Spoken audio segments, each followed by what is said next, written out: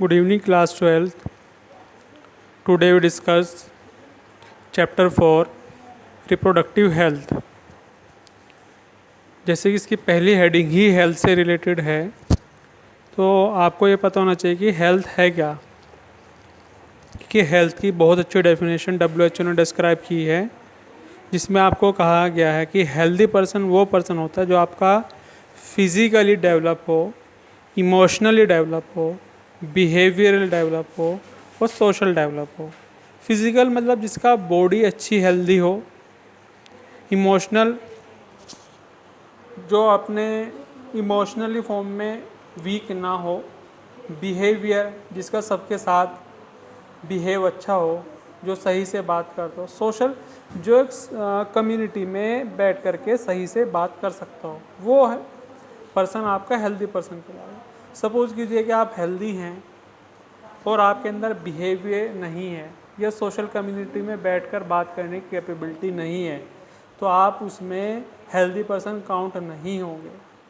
तो WHO के according जो डेफिनेशन बनती है कि हेल्दी पर्सन वही पर्सन्स होते हैं जो आपके physically, emotionally, behavioural, social, mentally हर तरह से हेल्दी हो और जो हर इन्वायरमेंट के साथ अपनी अडेप्टेबिलिटी बना सके, सोशल एक्टिविटी में परफॉर्म कर सके, वो पर्सन आपके हेल्दी पर्सन्स कहलाते हैं। ओके, ये होती है आपकी हेल्थ की डेफिनेशन। अब नेक्स्ट है आपका reproductive health problems and strategies. देखिए, ये जो आपका इसमें रिप्रोडक्टिव हेल्थ की प्रॉब्लम्स क्या हैं और उसके लिए हम स्ट्रेटजीज़ क्या क्या बनाते हैं वो उसमें डिस्कस करना है।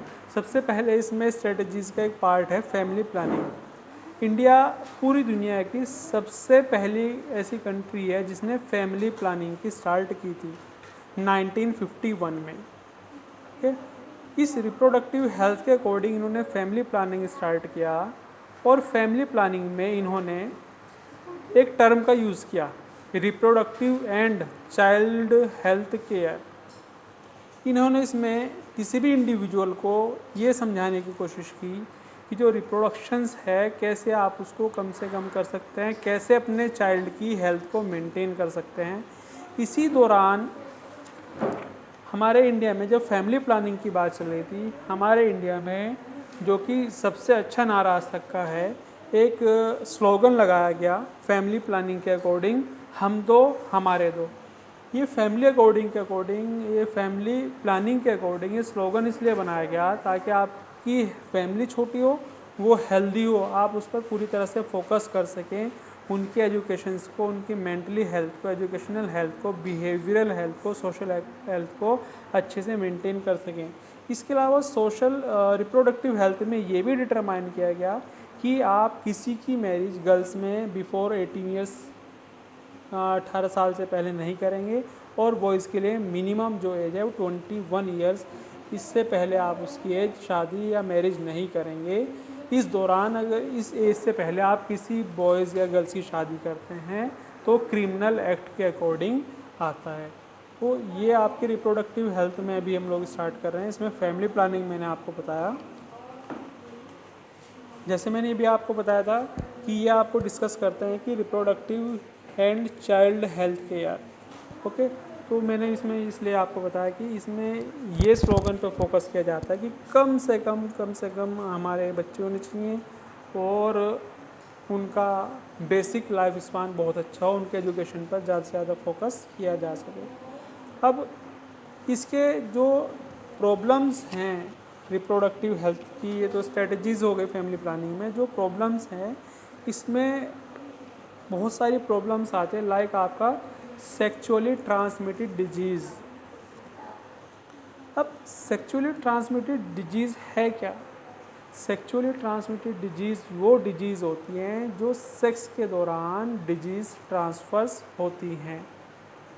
कुछ डिजीज़ आपकी वायरस के थ्रू होती है, कुछ डिजीज़ आपकी बैक्टीरिया के थ्रू होती है और कुछ डिजीज़ आपकी फंगस के थ्रू भी हो जाती है।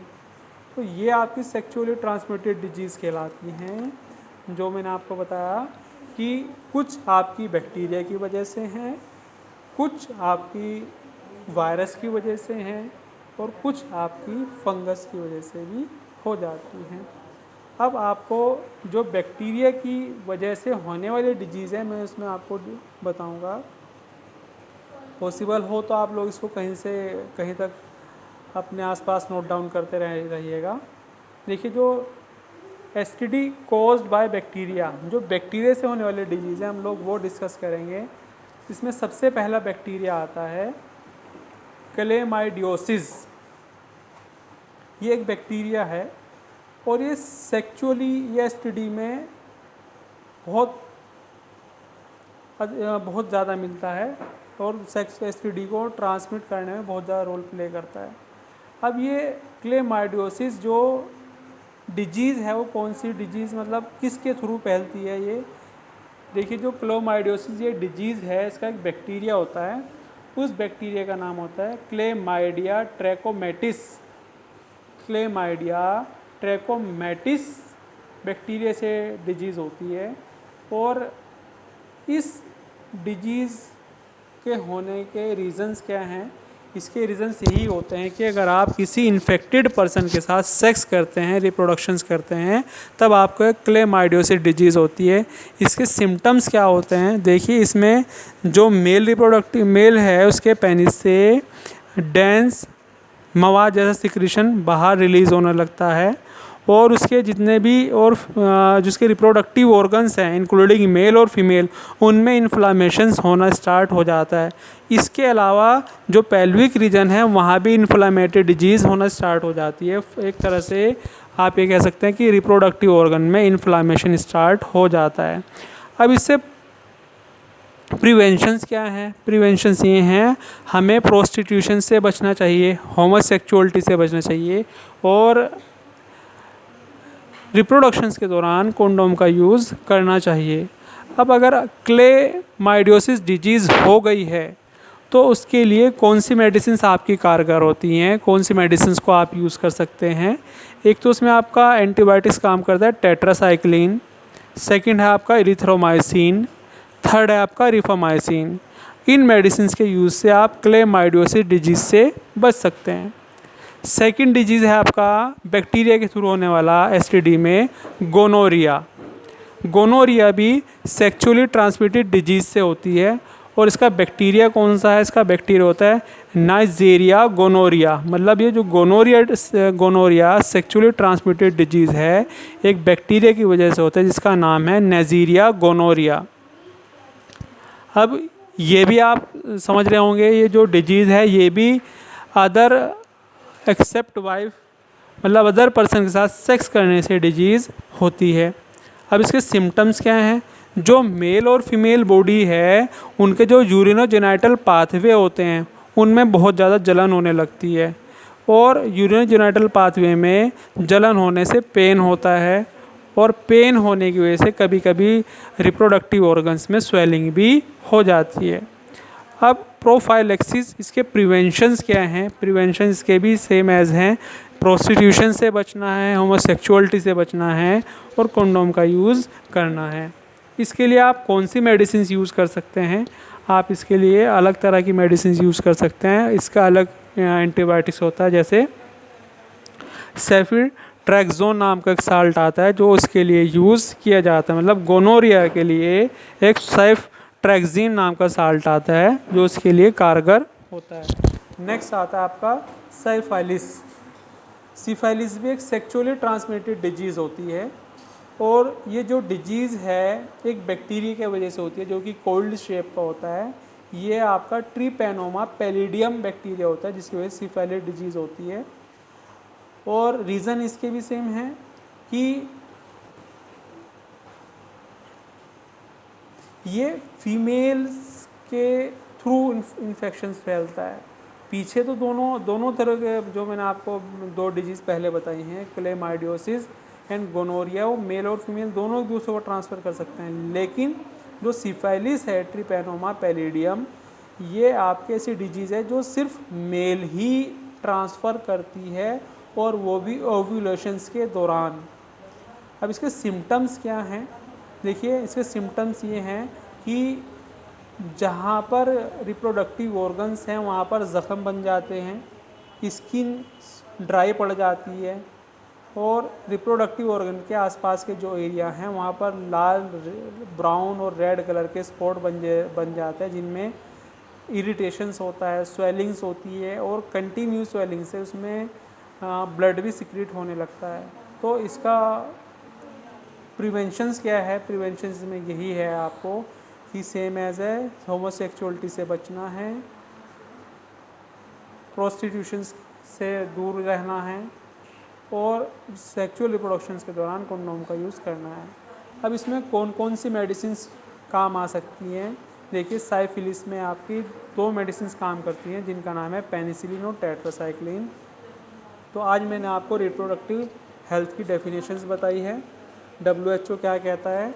WHO हेल्दी पर्सन उस पर्सन को काउंट करता है जो आपका मेंटली, सोशली, बिहेवियरल और फिजिकल, इमोशनल फिट हो, उस पर्सन को आप हेल्दी पर्सन काउंट कर सकते हैं। रिप्रोडक्टिव हेल्थ में प्रॉब्लम और स्ट्रेटजीज़ क्या हैं? स्ट्रेटजीज़ में सबसे पहले इंडिया ऐसी कंट्री था जिन्होंने फैमिली प्लानिंग 1951 में स्टार्ट किया और इंडिया ने ही सबसे पहले 1951 में एक स्लोगन दिया, हम दो और हमारे दो। और वो इसलिए स्लोगन दिया गया ताकि जितनी पॉपुलेशन कम होगी हम अपने चिल्ड्रन पर उतना ही फोकस कर सकेंगे। उसके लिए उन्होंने एक प्रोग्राम भी बनाया जिसको हम कहते हैं reproductive and child health care. इसका मतलब यह है कि रिप्रोडक्शंस के दौरान अपनी रिप्रोडक्टिव हेल्थ को भी मेंटेन करना और अपने चिल्ड्रन की भी हेल्थ पर पूरा फोकस करना। ओके, इसके अंदर ये आता है आपका। और इसी में जो मेन प्रॉब्लम्स आती हैं वो आती है सेक्सुअली ट्रांसमिटेड डिजीज़। तो सेक्सुअली ट्रांसमिटेड डिजीज़ में मैंने आज आपको बताया कि STD 3 तरह से ट्रांसमिट होती है, by bacteria, by virus and bye fungus और अदर ऑर्गेनिज्म। तो मैंने बाय बैक्टीरिया से आपको पहली डिजीज़ बताई है क्लेमाइडियोसिस, जो कि क्लेमाइडिया ट्रैकोमैटिस बैक्टीरिया से फैलती है और इसका रीज़न ये होता है कि इन्फेक्टेड पर्सन के साथ सेक्स करने से हो जाता है। इसके सिम्टम्स क्या हैं कि रिप्रोडक्टिव ऑर्गन्स में इन्फ्लामेशंस होता है, स्वेलिंग होने लगती है और जलन होती है।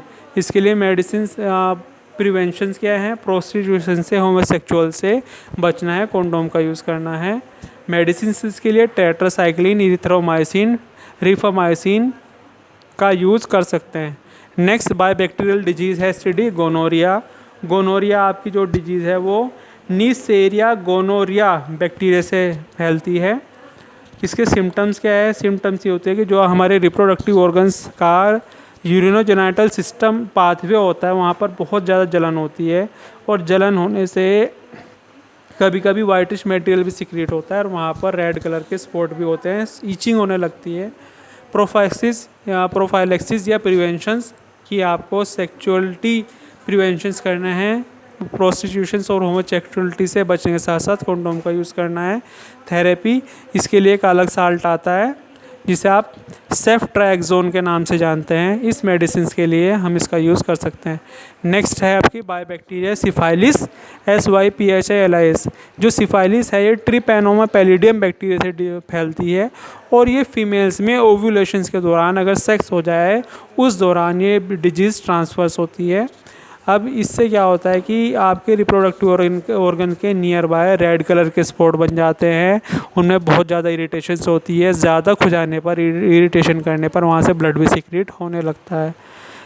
प्रोफाइलेक्सिस या प्रिवेंशंस यही होता है इसके कि आप होमोसेक्सुअलिटी से और प्रोस्टिट्यूशन से बचें, कंडोम्स का यूज़ करें और इसके लिए जो मेडिसिन है वो आपका पेनिसिलिन और टेट्रासाइक्लिन यूज़ की जाती है। ओके, कल आपको जो STD बताएंगे वो बाय वायरस यानी कि sexually transmitted disease caused by virus कल आपको एक्सप्लेन करेंगे। आज आप लोग इतना स्टडी करें, जहाँ प्रॉब्लम है वो बाय मैसेज आप पूछें। Have a good day.